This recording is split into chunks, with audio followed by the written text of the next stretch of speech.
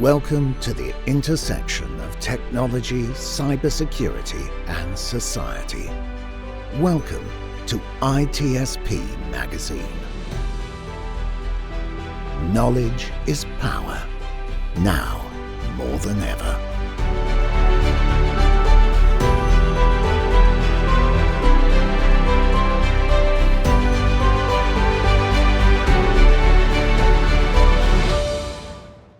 Hello, everybody. This is Marco Ciappelli. Welcome to another episode of Audio Signal Podcast. For those of you that have been listening to my latest episodes, you know I've repositioned the antennas to capture stories that are focused not just on the stories themselves, but also on the storytellers, which are the one that create the story in their mind, and the medium that they use to share their story may be different. So it's not just a book, it can be a movie, it can be any piece of art. And if you know me, you know I love music, any kind of music, literally. And I'm excited today that we're going to talk about songwriting and writing music, recording music with my guest today, which is Drew Ryder Smith, all the way from Nashville, Tennessee. Welcome to the show, Drew. Yeah, Marco, thanks so much for having me, man. I appreciate it. Yeah, this is going to be fun and exciting, and kind of like dig back a little bit in where your passion for what you do nowadays came from. So let's start with that. Who is Drew? Oh, well, that's pretty complicated, but I can tell you where I started. And where I'm at now. Man, I grew up in southern Middle Tennessee, which is, it turned out to be a huge blessing because I didn't have to move all the way across the country to Nashville like so many of my peers did. So many of them are so far away from home, and I'm an hour and a half from my entire family, man. So that's been really great. I feel like it also helped me transition into Nashville a little better than most people. Well, it wasn't as scary for me, but I grew up with a mom and dad that loved music, and they loved all kinds of music and lots of different artists and lots of different genres. And I grew up on stuff from the singer-songwriter stuff like Steve Earle and John Prine, some Townes Van Zandt, things like that, to Guns N' Roses and Nirvana, and then back to Merle Haggard and Dolly Parton, Don Williams, people like that. So and everything in between, man. The California country stuff like the Eagles and Jackson Browne and Don Henley and those guys. So really really interesting mashup of different artists and bands and musical styles. And I fell in love with music so young, and I felt like it was always in my bones. Everyone on my mother's side of my family played and sang, and my father's side, they were all farmers and mechanics. So I feel like I got about 50% of that in my blood. I don't know what the rest of it is, man, because I don't know anything about cars or farming. So, well, you gotta pick something, and the good news is when you let, I think, your passion drive you, it's hard to go wrong with that. You need a little bit of luck in life, of course. Yeah. But I'm a big fan of listening to your heart.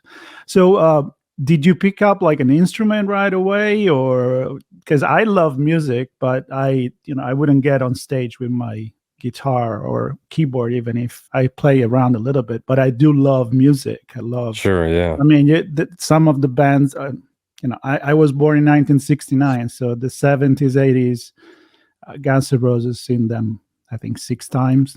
Live. Wow. Yeah, man. Yeah. So, that's something that I share. The Eagles, I'm not like a big country guy coming from Italy. The country is not a big thing over there. Sure. But I appreciate every kind of music. So tell me about, like, did you pick up an instrument and you'd said, this is it? I really love it. Yeah. When I was about 10, I got serious about playing guitar. I had guitars growing up, but when I turned about 10, that was when I got really turned on to it and got really serious. And by about 12 or so, that was when I started, writing things down in notebooks, that sort of thing.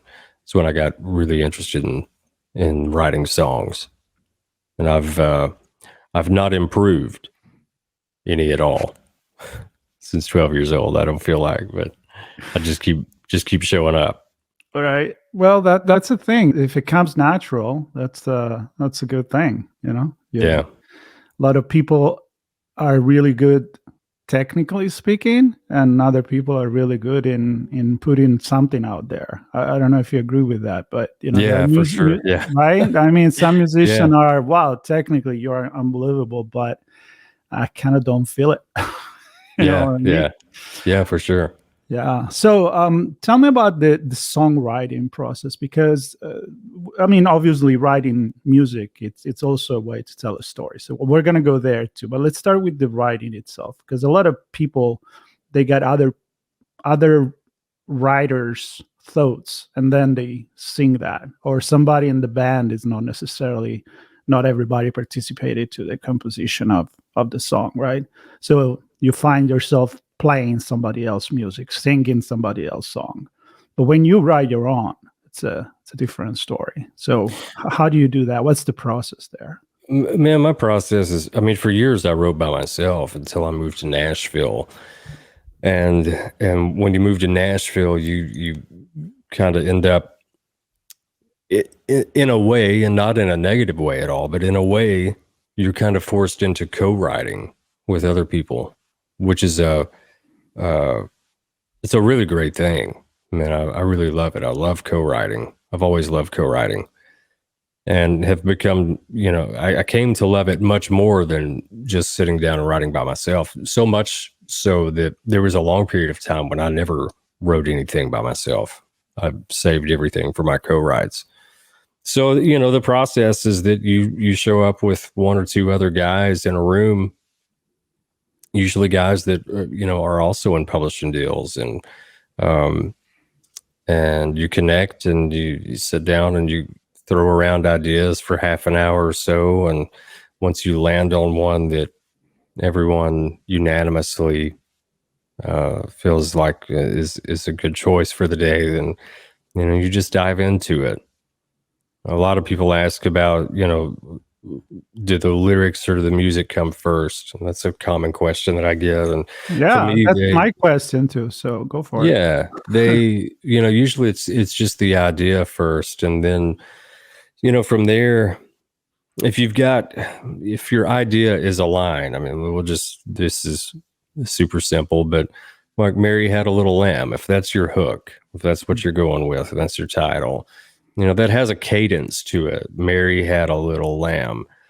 And so, to say those words, whether aloud or in your mind, you kind of feel that cadence, and that cadence a lot of times will kind of lead you into a melody and a rhythm. So for me, it all just kind of shows up at the same time, and I, tweak things as I go. I tweak things musically just like I do, lyrically. But it does start with the song, with the words first. With the idea. Well, with the idea. The idea. Okay. Yeah. I never sit down and write out a verse or write out a chorus and then go, okay, how do I put music to this? Got it. Cool. To me, that always felt too much like poetry. That is poetry. Right? It is. Yeah, it's just poetry. And I've never felt like I was much of a poet. So yeah, for me, it all kind of comes together all at once. It's cool. It's a great experience though. Absolutely. When you write something, and you usually are the hardest critique of yourself too. Always. Right? Yeah. I mean, I'm really bad to myself, man. it's easier to give advice to other people and say, hey man, that's great piece you just wrote there, and then you look at yours, you're like, it's kind of like that imposter syndromes. But you had good success. You've been touring, you've been playing, writing for other people. So tell me, when it became a business for you, when did you say, hey, I can make a living out of this? And I never really did. I still don't think that. I'm still trying to figure out if I can make a living out of this. But I think it was probably 2008. I was still working a regular job, but I was playing a ton, and I was starting to travel to play. And my boss called me one night and said, "Man, you're really into this music thing, and it's going really well. Seems to be going really well. And I think you just gotta take off and just do it, man. You just, I think you got to dive in head first." And he said, it's one of those things that, you're not going to be able to just kind of halfway do until something happens. You're going to have to stop this regular job thing and go out there and sweat and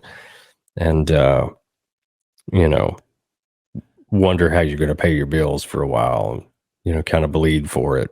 But I think that's what you got to do. And he said, if it doesn't work out, man, he said, you go try for a while. If it doesn't work out, come back, and you've always got a job. But luckily I never had to do that. So it was, honestly, it was someone else that kind of coerced me and kind of gave me a little push to do it. Because without that, I think eventually I would have done it myself. I would have eventually gotten to the point where I said, okay, this is getting to be too much, working full time and trying to play these gigs and, trying to write songs with other people. And, it would have either been that, or I would have eventually gotten to the point where I said, okay, I think I can do well enough without a full-time job. I think I can make this the full-time job. But it certainly wouldn't have been then. I don't think it would have even been that year. And so sometimes you need a little bit of help, and I've learned to accept that. It's hard for me to accept it sometimes, but I have learned that, a little nudge from somebody sometimes can really change your life. And in that scenario, it certainly did. Well, and it's great to have a boss like that. It wasn't even somebody in the music industry. I'm assuming it was another job. He didn't know anything about music or the music business, but the unique thing about him was that years ago he had played for the Oakland Raiders. He did a couple of seasons with them.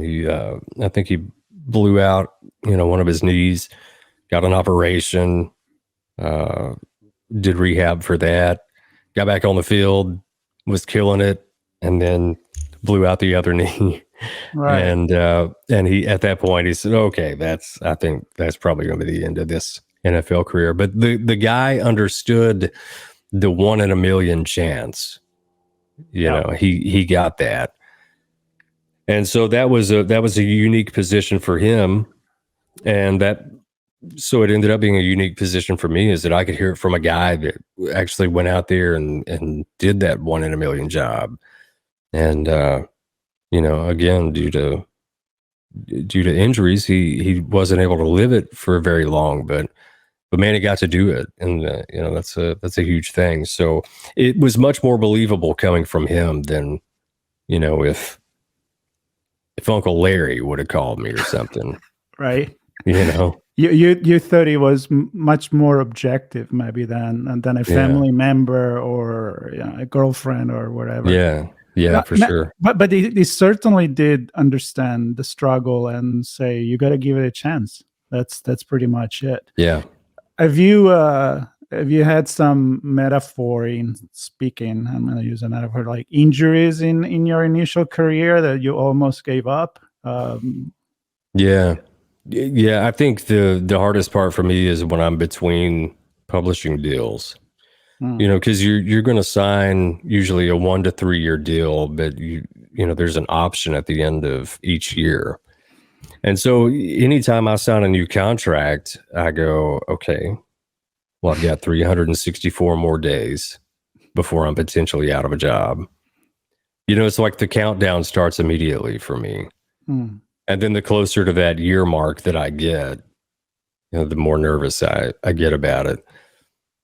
And deals come and go, and that's just the way that it is. And I think, you know, historically those publishing deals have always been that way. They've been, you know, 1 to 3 years. Sometimes you'll get a 5-year deal occasionally, but you know, most of them are a good average is about 3 years. And I've learned from being in several publishing deals myself, and then having so many friends in publishing deals, 3 years is usually, you know, kind of your max. And everyone's ready for something different creatively at that point. So I think it's good that it cycles every 3 years, but it's still terrifying, you know, because you never know when that next deal is going to come or where it's going to come from. So it's certainly not always easy. Right. Those would be my injuries, I guess. But that's usually when I'm the closest to saying, okay, this might be the last one. But is it also one of those situations where it allows you to reset yourself and look back maybe inside and say, am I writing the right stuff? Am I playing the things that I really like? I mean, does it give you an opportunity to rethink where you're going with your music? I would say yes, but mainly because you end up in different circles. For me, I kind of force myself into other circles that I'm not typically in because I'm looking for a job, you know? Right. And so, and it's not one of those things where you set your sights on, you know, one company or one person and you go, okay, that's a thing. And I'm going to hang out until they sign me. You know, you've got to have as many irons in the fire as possible. And so you have to open yourself up to other circles, and you have to force yourself into other circles. And so that's kind of what it does for me. And as a result of being in different circles with different people and different styles and different backgrounds and all that, it changes my writing, you know, to an extent.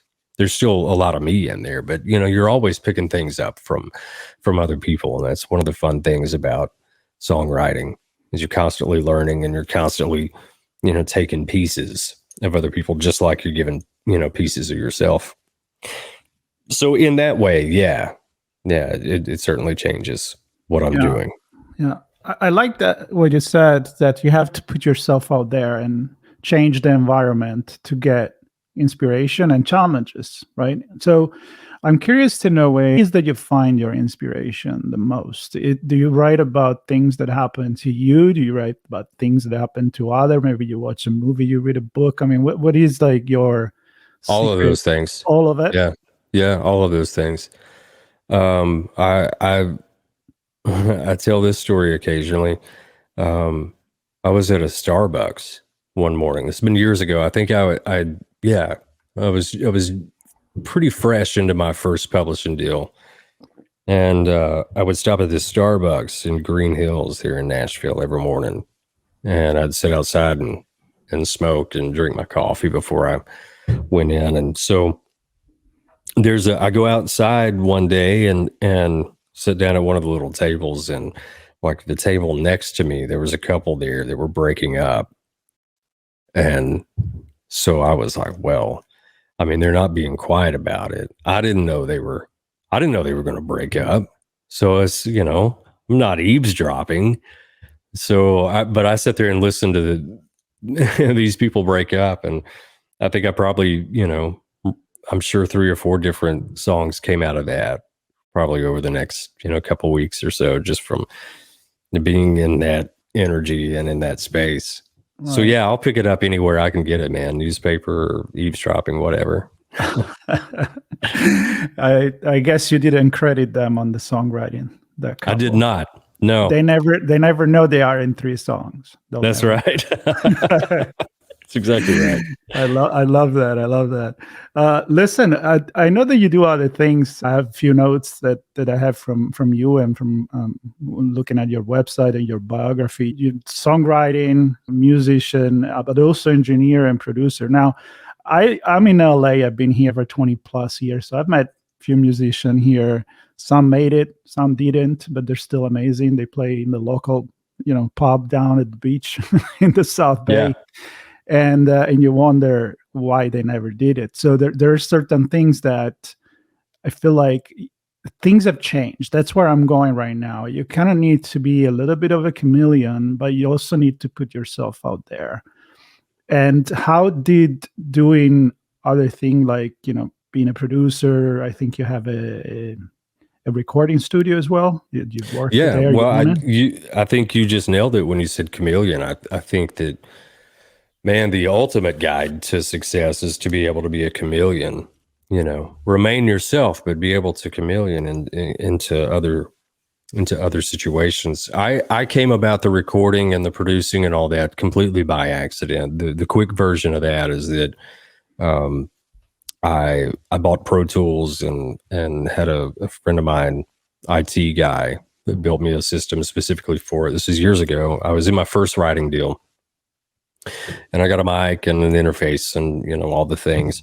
And I got that simply because I wanted to make better work tapes instead of just, because at the time, I mean, we're talking like just 2010. So at the time, the best that was out there was, outside of professional equipment, the best that we had available was, little digital recorders. Because nobody was really recording anything on their phone yet. It just didn't sound like it does now. So I wanted to make, but the digital recorders are a real pain because you had to carry around a USB cord and the batteries would die all the time, and because you'd forget to turn it off and just all this stuff, and you'd have to file through, all these different song files on there. And so I thought, well, I'll get Pro Tools, and I'll make better work tapes that way and be more organized. And so I just fell in love with the process of recording. And it was really the curiosity of like, how do you make this sound better? Can I move over here? Or, I can put the mic here and it sounds better. Things like that. So yeah, man, that's how I got started in that. And it just grew from there. It went way out of control, way off the rails, Marco. And years later, I'm cutting records on other people and things like that. But it's really a ton of fun, and I'm so glad that it happened. But that has allowed me, just simply my curiosity has allowed me to kind of move in and out of different circles and different situations, but also be an asset in different ways. So I mean, I had this last studio I had.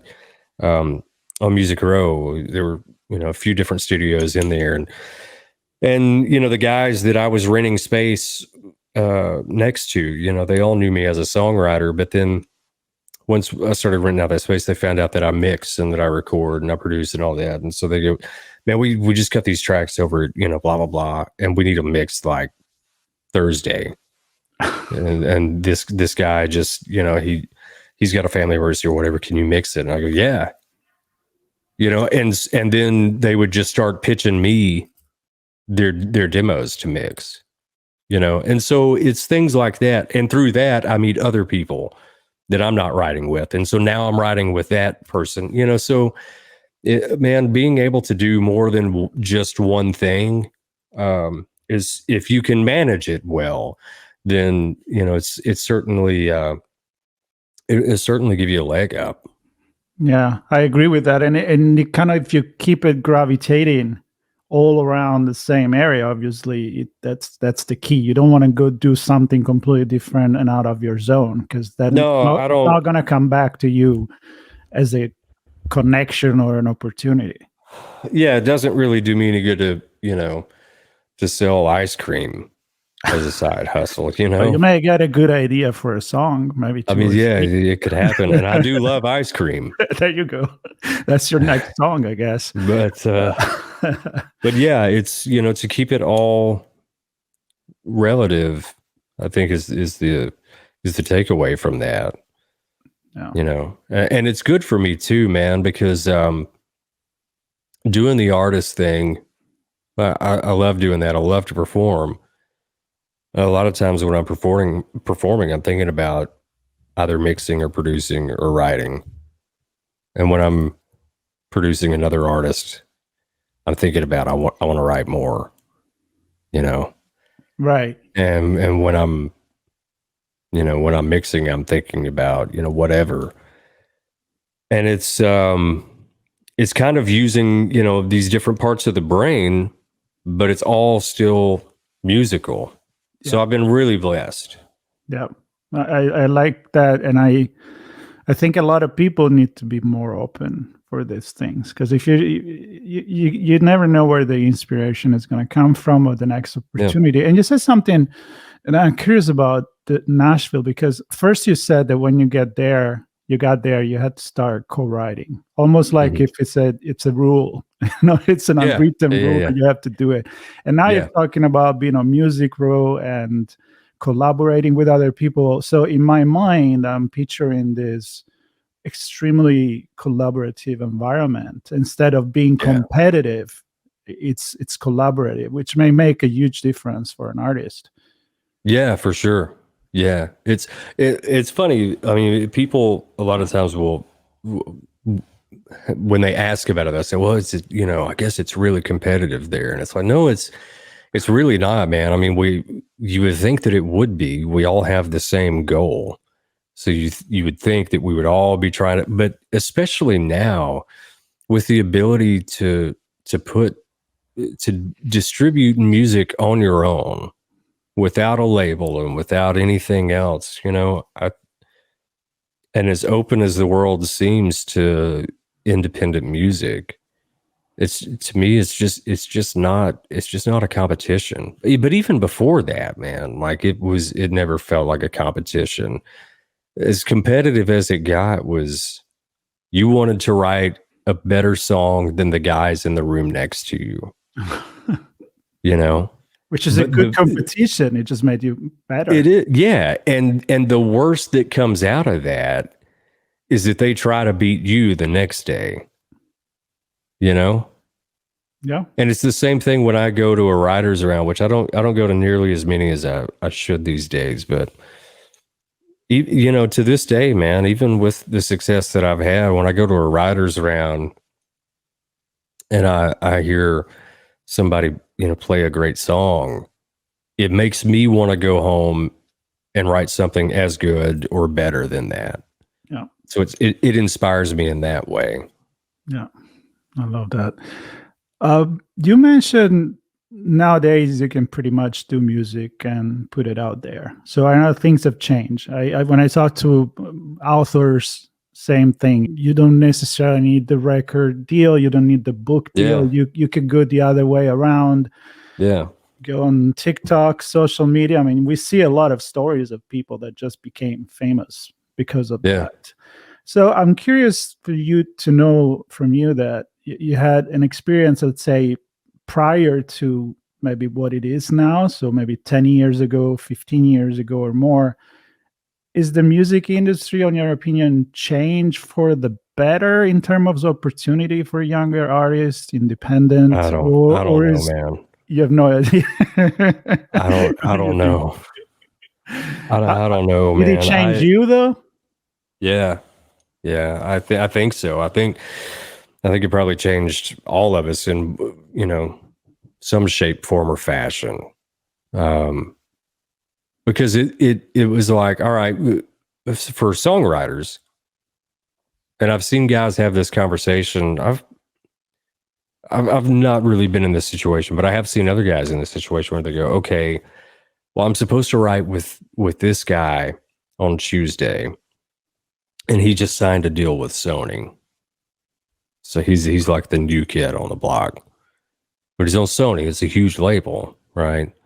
So there's a lot of promise there. So he'd be right. But then this guy over here that's getting 1 million streams a month, he also wants to write on Tuesday. And I don't know what the Sony kid's going to do, but I know what this independent guy that's getting 1 million streams a month, I know what he's doing. Yep. So it changes things like that, man. And it certainly changed the reaction of the labels and the reaction of artists as well now, because I mean, there's guys out there turning down deals because they're getting, 1 million plus streams a month on Spotify. And so they get, a label, Sony or whoever, calls them and says, man, you're killing it. We want to give you a record deal. And I go, why? Why do I want to give you my masters, man? I own everything. I don't know how long this is going to last, but I know what I'm doing right now. And it's going well. And so that's, I think if that were to happen to me, I think even as long as I've been in the music industry, I think my biggest thing would be, well, okay, if I'm getting this amount of streams per month and they're offering me this deal, yeah, I'm getting 1 million per month, but how do I continue that? And how do I manage it? And how do I get everything that I can get out of this?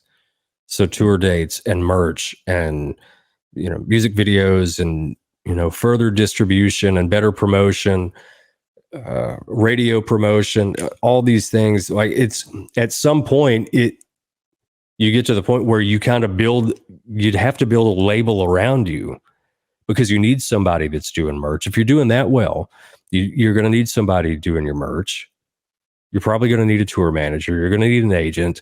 You're going to need somebody to do promotion. You're going to need somebody that's going to help with, social media, all these different things. So I don't know, man. Maybe you do sign with a label and you hope that you've got enough leverage to say, you're not taking all of my masters. I'll give you X amount. I'll give you this percentage, and you can do distribution and promotion, but I'm going to keep these other things, and I'm going to keep this share of the masters.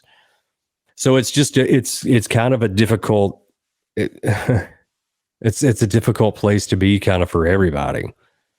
But at the end of the day, it is still a business. And, if somebody throws enough money at you, you're eventually going to cave, I guess, I think you made it really excellent. I mean, you made an excellent point when you put it from the perspective of, you do a one hit wonder, you have 5 million, whatever million view. First of all, you got to see, like, can I monetize that? And where are the money? Is it like in the click that I get from YouTube? Because a lot of people look at the ads, and then when this is over, what am I going to do? Or you're going to really do it seriously, and then that money is going to have to come out from your pocket no matter what. So you either give away a percentage, or you're going to have to create your entire structure for yourself, which when you look at that way, you may want to focus on writing your stuff, right? And get a deal, probably. I don't know. I'd be happy to know other people what think about this and put some comments. Other musicians that are out there. But yeah, you made a really good point. Listen, I could keep talking forever because I love the topic and I'd like to hear your story. But I want to give you an opportunity before we end this conversation, and you're more than welcome to come back anytime, and we keep going with. I love to have recurring guests because I feel like I already know them a little bit. So the conversation become even easier. But what are you up now in this day? What's your latest thing? What are you doing? Are you touring? Are you? Yeah, so I have been traveling. I have been playing. I was just recently did a few shows in Virginia and in North Carolina. And gosh, Marco, what am I doing next? CMA Awards. Yeah, the CMA Awards are next week in Nashville, so I'm looking forward to that. Cool. We're taking my mom this year. She's never been to the CMA Awards. So we're going to take her, and she actually just texted me at the beginning of our conversation, and she was excited because Post Malone's going to be there. She loves Post Malone. Great. And I do too. So it's going to be fun, man. It's going to be a good time. New album came out in the summer. It's an EP. There's 6 or 7 songs on there. I don't remember how many, but I'd love for everyone to check it out. I'm really proud of this work, and I wrote songs for so many years for other people, and I got really comfortable with that. And finally, last year I just decided, man, it's been too long. Everybody else is singing my stuff. I've still got things I want to say myself. And so I started putting out some music, and there's going to be more music coming out really soon. But for all things Drew Ryder Smith, you can just go to drewrydersmith.com, and all the social links are there, and YouTube links, things like that. Yeah, and we'll put it on the notes for this podcast or under YouTube, the video. Right. I will put all the links to your stuff because I want people to get in touch with you. And Sure. if they don't know you yet, they can learn more about you and discover your music. So I enjoyed this journey into your career and your honesty. I mean, really, there was definitely not a script conversation. We didn't even have like bullet point, which is the way I like it. And Sure. and I'm glad you stopped by and share your story. So Marco, thank you so much, man. I'm really grateful to you for having me. cool. All right, everybody here, I hope you enjoyed the conversation. Subscribe to my podcast, get connected and in touch with Drew here. And stay tuned. There'll be more stories coming on a Audio Signal podcast about stories, storytelling, and storytellers. Take care, everybody. Thank you, Drew. Thank you. We hope you enjoyed this conversation. If you learned something new and this story made you think, then share ITSP Magazine with your friends, family, and colleagues. If you represent a company and wish to associate your brand with our conversations, sponsor one or more of our columns. We hope you will come back for more stories and follow us on our journey. You can always find us at the intersection of technology, cybersecurity, and society.